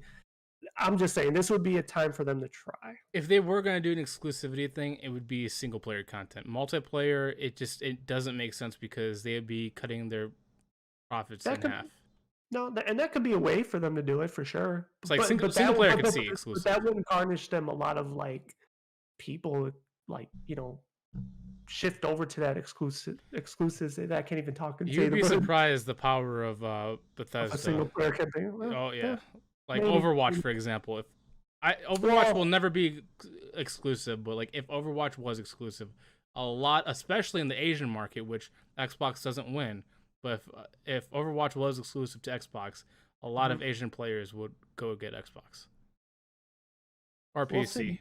I mean, like I said, that becomes official like June of next year, so we'll probably know a little bit after that, probably another year's time. So. I agree with you. I don't see it happening. I'm just saying, if there was a time, it would probably be then. Oh yeah, I agree with that. For them to experiment. So with that, that is all our topics for today that we had planned. But I want to throw in a little curveball here and call an audible, if you don't mind. Can I have a final topic for today? Sure. This is not in your wheelhouse, and I understand that, but I feel like it's very large news, which you may or may have not come across, and it's in my wheelhouse. But Vincent Kennedy McMahon has retired as CEO of WWE. Wow, I think that is, How long has he been like the manager? Like 40 years? Since he's fucking been born. If you, you know, I mean, his like dad he owned WWF, right? Yeah. I mean, his dad owned it, and once his, dad was done, he passed it off to him. So now he is passing it off to Stephanie McMahon and another CEO named no, Triple H is the executive vice president of talent and relations, I believe. He just came back to like 48 hours ago. We're not going to talk about this ad nauseum. I know it's not in your wheelhouse. No, go ahead. I want to hear it. No, I'm just saying, like, it's huge. I don't follow the WWE product anymore. Yeah, because you follow AEW. No, what do you follow? Yeah, because I follow a promotion called AEW nowadays. I just don't follow in the capacity of watching WWE anymore. I do read what they call dirt sheets or whatever and updates. So I'm in tune with the product, just not like I can't stomach the content, so to speak, on a week by week basis. But this could change, and it could be really good for wrestling fans. We will see. I just wanted to bring that up. I think it's huge. If anybody in the chat eventually wants to talk about it, we could talk about it. But yeah, just want to throw it out because that just happened like hours before we started our first ever podcast. And I'm a huge wrestling fan, so I just felt like I had to bring that up. Since I'm not like a wrestling fan like you are, can you explain to me like why it could be a potential positive? Is it because Vince McMahon was gatekeeping a lot of wrestling, or 100%? Gatekeeping is probably not so strong word to use. He has the absolute final say in everything that happens with the WWE. So he's like Monday Night Raw and Friday Night SmackDown show.